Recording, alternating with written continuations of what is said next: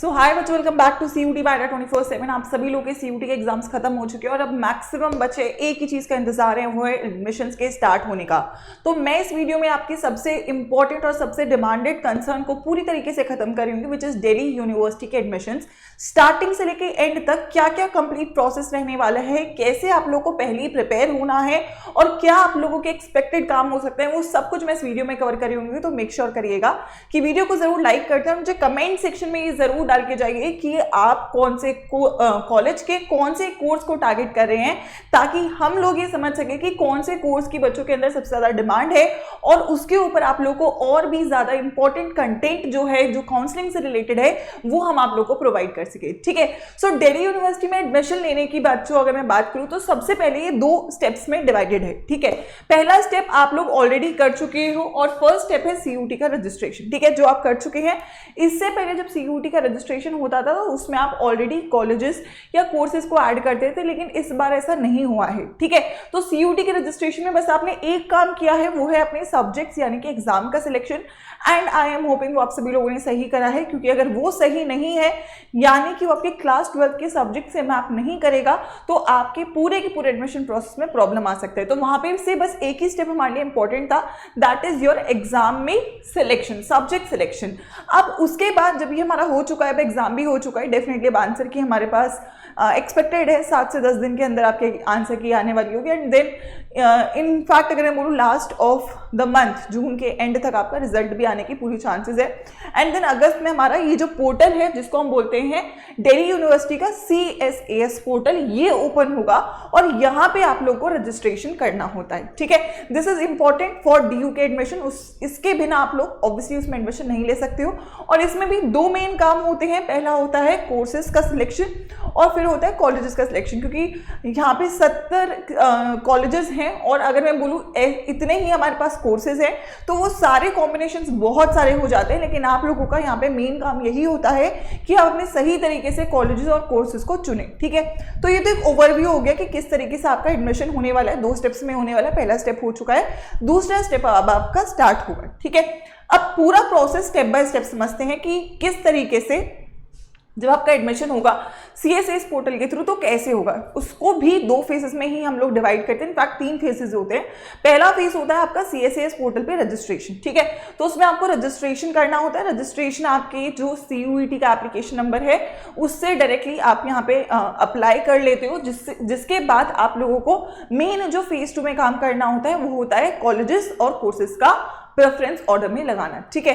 देखो, जो आप लोगों ने सब्जेक्ट्स डाल दिए हैं, जो आपने इन्फॉर्मेशन डाली हुई है, mostly personal information, email, phone number, वो चेंज नहीं होता है, तो वो आपको सेम ही रखना होगा। लेकिन यहाँ पे जो इंपॉर्टेंट रहेगा वो होगा आपका कॉलेजेस और कोर्सेज का अलाइनमेंट। ठीक है।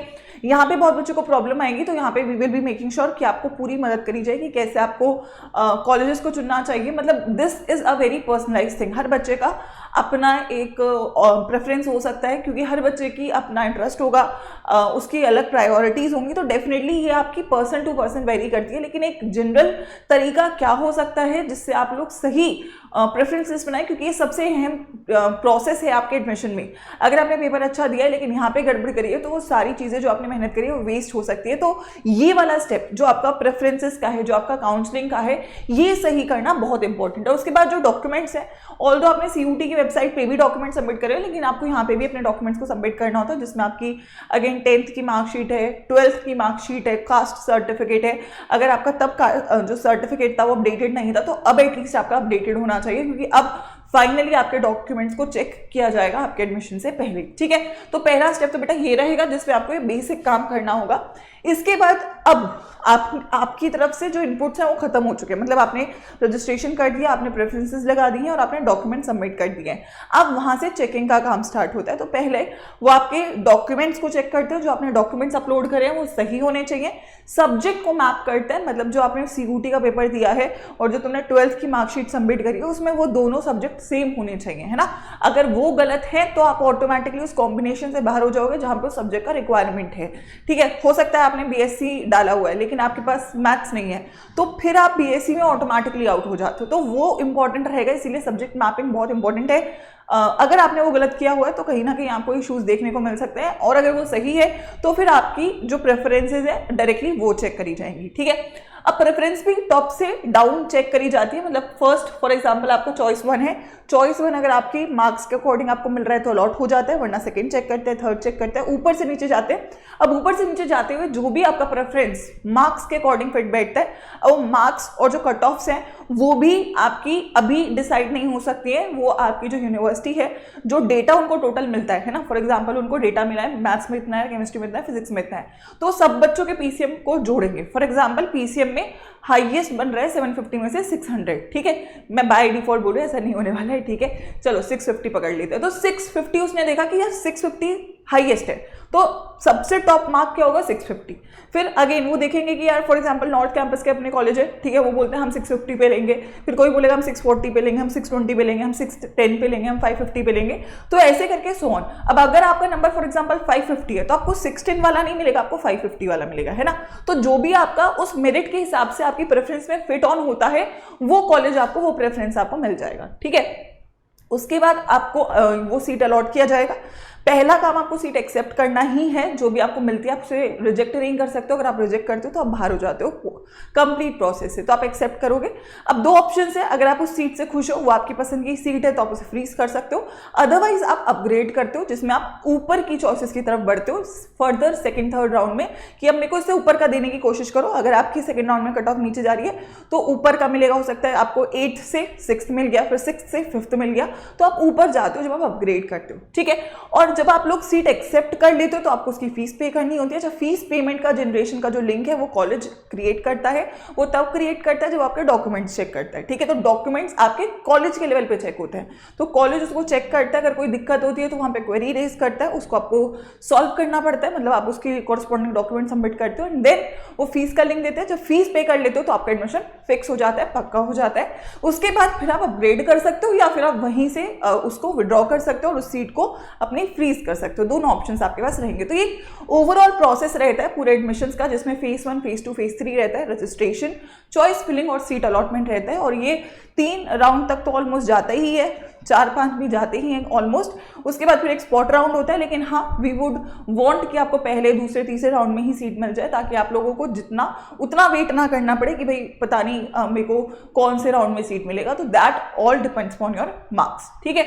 अब एक काम और है, although we will help you to make preference list, हम पूरी मदद करने वाले हैं हर एक सब्जेक्ट, हर एक कोर्स, सबके लिए already we are working and we will make sure कि आपको बेस्ट जो डेटा है वो हम दे सके, जिसके हिसाब से आप अपनी खुद की लिस्ट बना सको, क्योंकि we could give you a data कि भाई ये इसके हिसाब से आपकी जो कॉलेज की डायनामिक्स है, प्लेसमेंट्स है, स्टैटिस्टिक्स है, उसके अकॉर्डिंग हम आपको हर कोर्स की लिस्ट दे सकते हैं। लेकिन उसके बाद फिर आपको खुद से भी सोचना पड़ेगा कि यार ठीक है, मैम ने बोला कि ये कॉलेज बहुत अच्छा है, बट मेरे को तो इसमें ही जाना है ना, कुछ पर्सनल चॉइसेस भी होती है। तो फिर उस हिसाब से आपको एक अगर 90% एक सॉर्टेड चीज मिल जाए तो उसे आप अपने हिसाब से 10% कस्टमाइज कर सकते हो। तो that we will be helping you, but खुद से भी जब तक आप लोगों का ये स्टार्ट नहीं हो रहा है, आई वुड से कि आपको खुद से भी अपनी प्रेफरेंसेस फाइनल करनी चाहिए। एटलीस्ट आप टॉप 5 कोर्सेज अपने निकाल के रखो कि मुझे इन 5 कोर्सेज में एडमिशन लेना है। कोर्स फाइनल करते हो तो उसके बाद कॉलेज, पहले कोर्स फाइनल करना है, यानी कि फर्स्ट आपका जो काम है वो कोर्स डिसाइड करना है।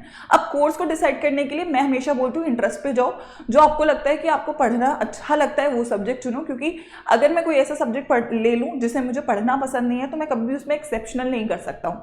तो despite everything I would always say go for that subject जिसमें तुम्हारा इंटरेस्ट है, क्योंकि उसमें तुम अच्छा करने के चांसेस तुम्हारे बढ़ जाते हैं, है ना। तो और दूसरा बात, करियर ऑप्शंस ऑब्वियसली एक ऑप्शन है, लेकिन मुझे लगता है कि अगर आपने एक ऐसी चीज चुनी जिसमें आपका खुद का मन है तो आप उसमें बेस्ट कर सकते हो, ठीक है।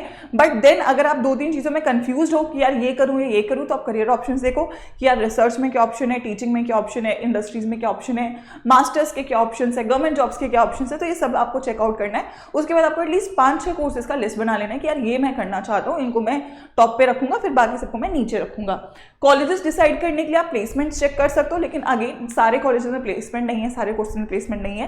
तो again this is about the legacy of a college, college का क्या एनवायरनमेंट है, कॉलेज ने कितने रिजल्ट्स दिए हैं, कितने सिलेक्शंस दिए हैं, क्योंकि जनरली बच्चे यहाँ पे जाके गवर्नमेंट जॉब्स में सिलेक्ट होते हैं, यूपीएससी की तैयारी करते हैं ना, मास्टर्स की तैयारी करते हैं, कैट की तैयारी करते हैं, तो सिलेक्शंस यहाँ से निकलते हैं, क्योंकि वो एनवायरनमेंट, वो टीचर्स, वो बच्चे, है ना, वो अकेडमिक्स, वो कॉन्टैक्ट्स आपको मिलते हैं ऐसे कॉलेज में जाके, जिनसे आप फ्यूचर में अपनी जो एजुकेशन है उसको बहुत स्ट्रॉन्ग कर सकते हो, ठीक है।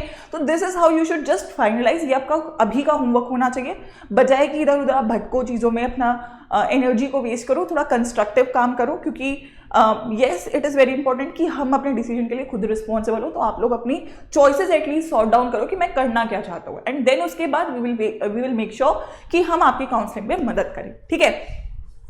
तो आई होप सभी को पूरा प्रोसेस समझ में आ गया है। कोई भी डाउट स्टिल रहता है तो मुझे आप कमेंट सेक्शन में डाल के जाओगे, और आप और कोई यूनिवर्सिटी का भी ऐसे पूरा प्रोसेस समझना चाहते हो तो let me know in the comment section, मैं उसके ऊपर भी वीडियो करूंगी। और इसके साथ ये भी जरूर कमेंट करके जाइएगा कि आप कौन से कॉलेज या कोर्स के लिए तैयारी कर रहे हैं, आपके टॉप 5 कोर्सेज क्या हैं। तो इससे आपको भी क्लैरिटी मिलेगी और मुझे भी बेटर डेटा मिलेगा कि मैं किस तरीके से आपके लिए फर्दर वीडियोज को प्लान करूँ, क्योंकि अब हमारा काम मेनली ये होने वाला है 2025 के बच्चों के लिए कि आपकी काउंसलिंग में भरपूर मदद करी जाए, and we will make sure कि जो अभी तक किया है वो ऑलरेडी बहुत अच्छा किया है काउंसलिंग में, लेकिन इस बार उससे भी अच्छा कंटेंट, रिसोर्सेज, टेक्नोलॉजी हम आप लोगों को दे सकें, ताकि आपकी जो ये जर्नी है, फाइनल डेस्टिनेशन जो है उस पर आप आसानी से पहुंच सकें, ठीक है। अगर ये सफर आपके लिए बहुत शानदार रहा तो मुझे जरूर येलो हार्ट्स डाल के जाइएगा, और ये जो बातें मैंने आपसे पूछी हैं वो भी कमेंट्स में डाल के जाइएगा। वीडियो को जरूर शेयर करिएगा उन सभी दोस्तों के साथ जिन्होंने CUT का एग्जाम दिया है, दिल्ली यूनिवर्सिटी को टारगेट कर रहे हैं, और तैयार हो जाइए अपने मनपसंद कॉलेज में एडमिशन लेने के लिए।